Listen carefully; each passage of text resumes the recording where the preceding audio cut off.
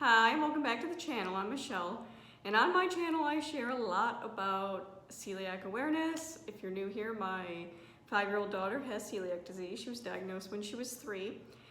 And I share a lot of what it's like to live gluten-free, tips I've learned along the way, because the transition was difficult and in some ways will always be difficult. So for this video, I specifically wanted to share 4 mistakes I've made in the last 2 years along our journey.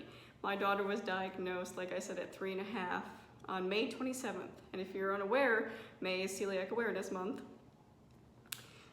So I wanted to celebrate that anniversary by sharing some things I've done wrong, because I think the journey can be difficult. To transition to gluten-free lifestyle and living can sometimes be difficult, and you make mistakes along the way, and that's completely fine. But I'm going to share the mistakes I've made along the way. So number 1 is I did not read every label. Now, I'm not just talking about food, but food was an issue too. In the very beginning, things I didn't think would have wheat or gluten in them, I didn't think to read the label. So for example, I remember early on, I got plain vanilla ice cream from the grocery store. I thought, what could possibly be in that? It's like milk, cream, and sugar, right? I was wrong. There's gluten in vanilla ice cream. Breyers, if you're curious, has a gluten-free brand. But I mistakenly gave this ice cream to my daughter very early on into our transition, and she got sick from it.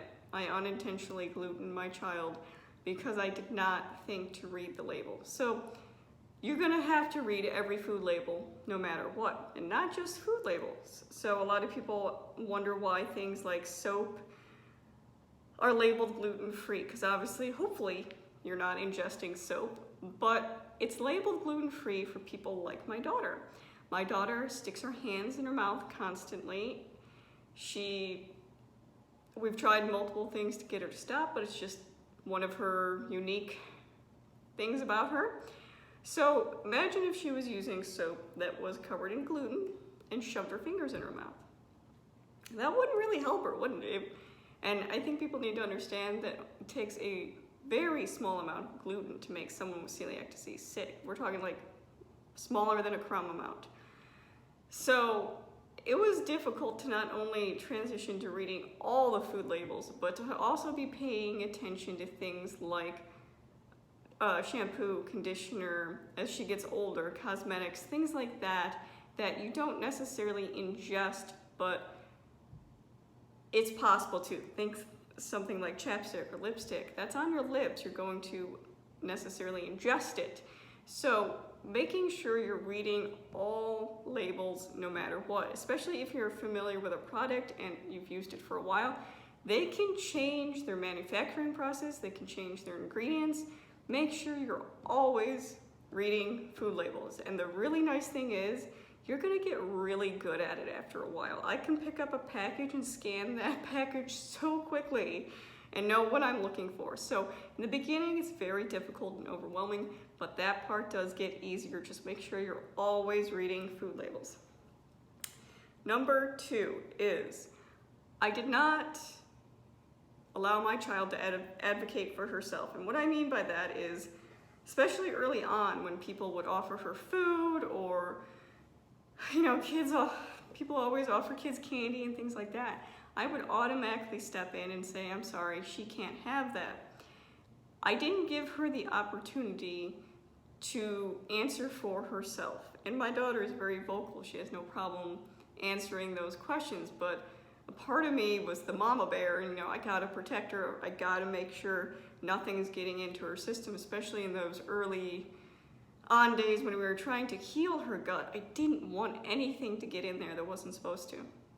But on top of that, I noticed that as I started slowly allowing her to speak for herself, the way I was presenting it wasn't exactly accurate. So for example, we were at a business and my husband and I were filling out some paperwork, and the man behind the counter offered her candy. And I said, no thank you, she actually has a food allergy.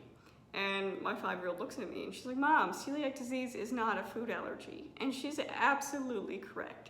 I would often find myself telling people it was a food allergy, because when you tell people it's an autoimmune condition, first of all, the majority of people don't know what celiac disease is. So if you say my daughter has celiac disease, they don't get that. Two, if I say it's an autoimmune condition, they don't understand how that's related to food. There's just a lot of misinformation and not a lot of information for people out there. One of the reasons I make these videos is so people can have a better understanding of celiac disease and everything that goes with it. So she's right. I shouldn't have to change what I say so other people can understand it better. If I have to stand there for 5 minutes and explain to them what celiac disease is, explain to them what an autoimmune condition is, explain to them what gluten is, I should, because that is how people are going to learn. That is how people are going to become educated on all of this. Yes, will it take more time? Will it sometimes be awkward and inconvenient? Yes, but it is my job as her parent to help raise awareness about celiac disease. So that is number 2. Number 3, I wish I would have been more educated on cross-contamination. Now, when my daughter was first diagnosed, we met with a dietitian who explained to us a lot of things. I remember specifically asking about, pots and pans. Do I need to replace those, or can we just wash them really well? And she said, they should be fine washing them. And you know what? She was wrong. And that's really irritating and I know she was wrong, because we eliminated everything in our house that contained gluten, and we didn't bring anything into our house that had gluten. And especially early on, my daughter was getting routine blood work to make sure she was not being exposed to gluten, and also to measure her nutrition levels and nutrients and things like that, because she was depleted in some of those areas. So she was being closely monitored, and we found out, even though we eliminated everything, she was still getting a small amount of gluten, and we couldn't figure it out. And I figured out where it came from. It was coming from our pots and pans. So anything that is non-stick, anything that has a scratch in it, anything that is porous, so think like if you have wooden cooking utensils, or even if you have plastic cooking utensils and there's a crack in there, that gluten would have gotten in there. It would have, and it stays in there. It doesn't come out in the dishwasher. It doesn't come out if you hand wash it. Cracks, porous things hold gluten. Non-stick surfaces will hold gluten. I had a set of cast iron pans. I've read into the possibility of getting it completely stripped and everything, but it's honestly not worth it.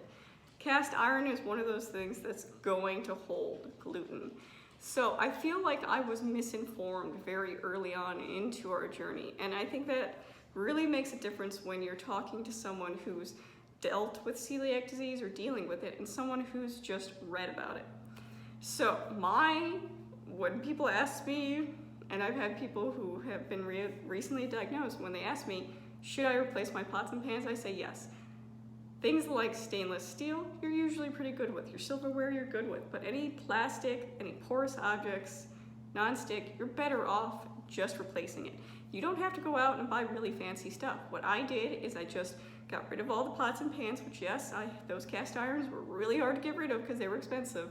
But I got rid of them, went to Walmart, got a few cheap things until I knew we had a handle on our cooking and ingredients. And then after that, I bought nicer sets of pots and pans that I know will last us and also be safe.